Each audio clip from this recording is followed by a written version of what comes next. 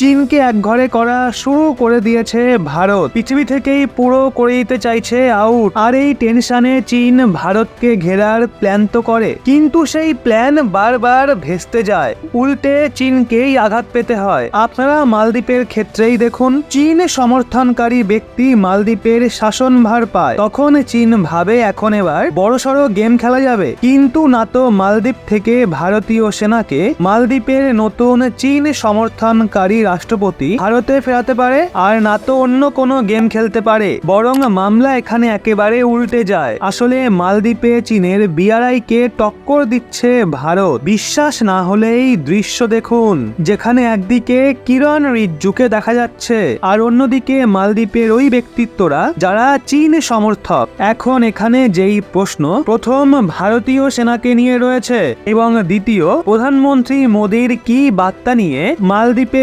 পৌঁছান কিরণ রিজিজু। আসলে কিরণ রিজিজু অরুণাচল প্রদেশের বাসিন্দা, আর রিজিজুকে মালদ্বীপে পাঠানো এলএসিতে ভারত এবং চীনা সেনার গতিরোধের মাঝে ভারতের তরফ থেকে চীনকে একটা কড়া সংকেত। চীন সমগ্র অরুণাচল প্রদেশকে নিজের বলে দাবি করে, যেটা নাকি দক্ষিণ তিব্বতের অংশ। তারা একে জাংনান বলে। অরুণাচল নিয়ে চীনের ভিত্তিহীন দাবি দলাই লামার সঙ্গে সংযুক্ত, যিনি 1950-এর দশকের শেষে চীনা আধিকারিকদের জ্বালাতন থেকে বাঁচার জন্য অরুণাচলের জেলা তাওয়াংয়ের মাধ্যমে তিব্বত থেকে ভারতে এসেছিলেন।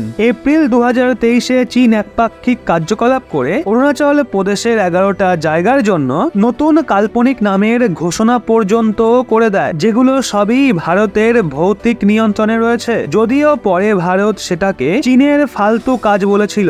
এখন এটা নয় গেল, কিন্তু আসল প্রশ্ন তো হলো ভারত থেকে কেন গেলেন কিরণ রিজিজু মালদ্বীপ? এখন দ্বিতীয় প্রশ্ন ভারতীয় সেনার সঙ্গে জুড়ে রয়েছে, কারণ মালদ্বীপের এই নতুন রাষ্ট্রপতিকে চীনের খুবই কাছের বলে মনে করা হয়। তিনি চান মালদ্বীপ থেকে দ্রুত ভারতীয় সেনাদের দেশে ফিরিয়ে দিতে। সে তার পূর্ববর্তী রাষ্ট্রপতি ইব্রাহিম সোলিহ থেকে একেবারে ভিন্নভাবে ভারতের সঙ্গে সম্পর্ককে এগিয়ে নিয়ে যাওয়ার প্রস্তুতিতে রয়েছে। এখন পরবর্তী প্রশ্ন, ভারত মালদ্বীপে কিভাবে দেবে চীনকে টেক্কা? আসলে ভারত মালদ্বীপের ভেতরে 6.74 কিলোমিটার লম্বা পুল বানাবে। এটা প্রথম চাপ হবে চীনের কোন সমর্থক মালদ্বীপের নতুন রাষ্ট্রপতি হওয়ার। আর হয়তো এটাই কারণ যে মালদ্বীপ পৌঁছাতেই রিজিজু বলে গ্রেটার মালে কানেক্টিভিটি প্রজেক্ট মানে জিএমসিপি পরিযোজনার দরুন রাজধানী শহর মালের 6.74 কিলোমিটার লম্বা পুল এবং সেতু কানেকশনের নির্মাণ করা হবে। রিজিজু এক্সে পোস্ট করে আরো বলে, মালদ্বীপে জিএমসিপির কাজের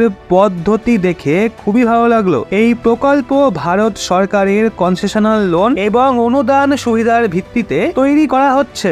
এর ফলে গ্রেটার মালে এলাকায় আর্থিক বিকাশ এবং সমৃদ্ধি আসার সম্ভাবনা রয়েছে। একইভাবে অন্যদিকে চীনও তার বর্ডার রোড ইনিশিয়েটিভের ভিত্তিতে মালদ্বীপে অনেক প্রজেক্ট চালাচ্ছে। এর ফলে মালদ্বীপ চীনের ঋণের বোঝায় চাপা পড়ে যায়। কিন্তু সদ্যই ভারত মালদ্বীপের সরকারকে সস্তায় ঋণ দিয়ে টেনে তুলেছিল।